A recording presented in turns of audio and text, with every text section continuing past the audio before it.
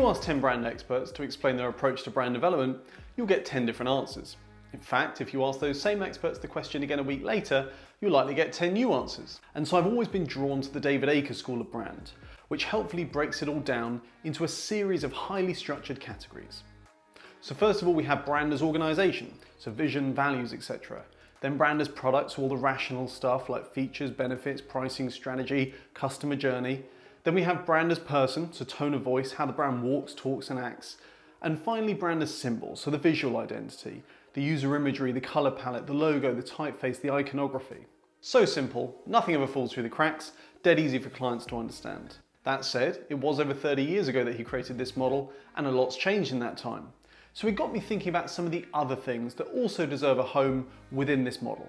And before you start thinking that this stuff just doesn't really matter to you because perhaps you're not big enough or you operate in a market where this stuff just isn't that important, then ignoring for a moment the fact that you're definitely wrong, I'd suggest you at least consider this stuff for the sake of operational efficiency. After all, defining a process once is quite a lot faster than doing it a bit differently every time. So, here are 3 manifestations of brand that you've probably never considered. The first is the employee journey. Now, the vast majority of progressive brands today have clearly defined their customer journey, complete with magic moments or wow moments or whatever they choose to call them. But the proportion that have done the same for their employees is still really quite small. We have 10 magic moments for our employees as a business, and honestly, I'd suggest that the process of mapping that out is one of the most fun and in fact important things you can ever do. The second is what I'm going to call brand as sound. Now, if you so much as a single video on YouTube, you'll have had to have defined your audio. And spending 40 minutes trying to find a track that ideally says something meaningful about your brand, but at the very least doesn't sound like the intro to an 80s training video is, I would suggest, time very well spent. Taking it a step further, we actually have a branded office playlist.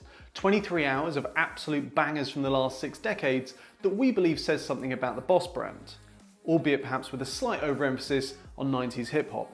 The third example is properly random, and to be honest, I'm including it more than anything to demonstrate the sheer scope of brand. From the hundreds of interviews that I've conducted with CEOs and thought leaders, by far the most creative manifestation of brand that I've ever encountered was with a company called Juro, a contract automation startup.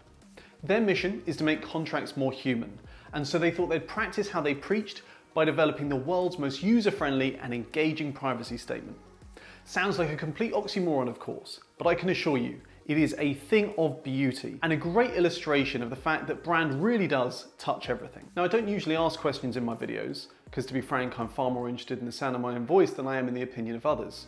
But if anyone has any really specific or creative examples of brand manifestation that they'd like to share, I'd love to hear them.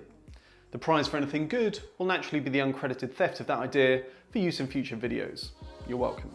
See you next time.